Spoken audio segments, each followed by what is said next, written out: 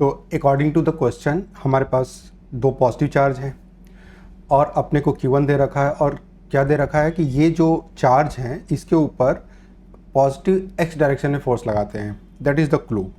Now क्या करना है, कहा गया है कि एक और चार्ज अगर Q प्लेस कर दिया जाए तो इसके ऊपर फोर्स के बारे में आपको क्या करना है, एनालाइज करना है। वो डिक्रीज़ करेगा, इंक्रीज़ करेगा, क्या होगा। नाउ पूरे सिनेरियो में हमें कन्फर्म है कि Q2 पॉजिटिव है, Q3 पॉजिटिव है और ये कैपिटल Q पॉजिटिव है। क्या नहीं कन्फर्म है, हमें Q1 के बारे में नहीं दे रखा है। अब सपोज़, लेकिन हमें फोर्स तो दे रखा है कि फोर्स किधर लग रहा है। अब अगर ये फोर्स हम लोग दिखा देते हैं कि ये जो फोर्स लग रहा है सपोज़ इस डायरेक्शन में लग रहा है, that is the force according to the question, कि इधर नेट फोर्स लग रहा है। ना Q2 पे जब इस डायरेक्शन में फोर्स लग रहा है तो ये हमारे लिए सफिशिएंट है, या इसके बारे में बाद में करते हैं। अगर यहाँ पे देखा जाए कि ये फोर्स लगा रहा है सपोज़, और ये फोर्स लगा रहा है, और मान लीजिए कि Q2 किधर फोर्स लगाएगा। अगर Q2 सेम डायरेक्शन में फोर्स लगाया, अगर इसी डायरेक्शन में फोर्स लगाया, तो ये वाला फोर्स और Q2 वाला फोर्स, ये दोनों फोर्स ऐड होके इंक्रीज़ कर जाएगा। लेकिन अगर Q2 अपोजिट डायरेक्शन में फोर्स लगा दिया तो क्या होगा, इस फोर्स को वो थोड़ा न्यूट्रलाइज करेगा, थोड़ा कम हो जाएगा। अब ये कैसे जज किया जाए कि जो Q2 है Q1 पे किधर फोर्स लगाएगा। दैट मीन्स ये तभी पता चलेगा कि Q1 और कैपिटल Q ये लाइक चार्ज है या अनलाइक चार्ज है। अगर कैपिटल Q बारे में तो पता है अपने को कि कैपिटल Q पॉजिटिव है, और अगर Q1 पॉजिटिव हुआ तो लाइक चार्ज मतलब इधर फोर्स लगेगा, और अगर Q1 निगेटिव हुआ तो इधर फोर्स लगेगा ना। क्या कहीं से कंफर्मेशन हमें मिल रही है? ऑफ कोर्स हमारे पास क्लू तो है कि जो नेट फोर्स है Q2 और Q3 के द्वारा इस डायरेक्शन में लगाया गया है।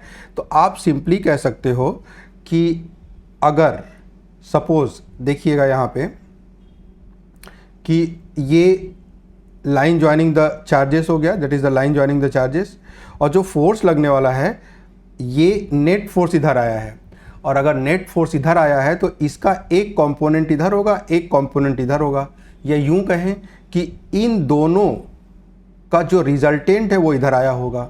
दैट मीन्स जो ये Q2 फोर्स लगा रहा है वो अपनी तरफ लगा रहा है, और अपनी तरफ लगाने का मतलब होता है कि ये अट्रैक्टिव नेचर का फोर्स हो गया। अगर रिपल्सिव होता तो अपने से दूर लगाता, लेकिन यहाँ अट्रैक्टिव है, अपनी तरफ लगा रहा है। ये कैसे पता चला? क्योंकि हमने इसके कंपोनेंट ब्रेकअप किए। जब इसके कंपोनेंट ब्रेक करेंगे तो एक इधर आएगा और एक इधर आएगा। दैट मीन्स जो Q2 है वो अट्रैक्टिव फोर्स लगा रहा है, और अट्रैक्टिव फोर्स लगा रहा है उसमें से Q2 पॉजिटिव है, तो जाहिर सी बात है कि ये दोनों अनलाइक पेयर्स होंगे, Q1 निगेटिव हो गया। तो यहाँ से क्लू हमें मिल रहा है Q1 के साइन के बारे में। नाउ अब ये कन्फर्मेशन तो मिल गया हमारे पास कि Q1 निगेटिव है, और अगर Q1 निगेटिव है तो जाहिर सी बात है ये कैपिटल Q भी अट्रैक्ट करेगा।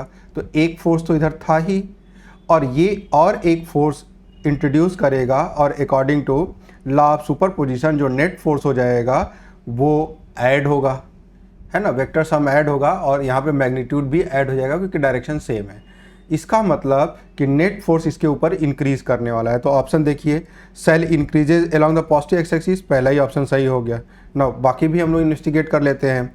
Cell decreases along the positive x axis, गलत है, डिक्रीज तो नहीं करने वाला है। Cell point along the negative x axis, point along the negative x axis ना।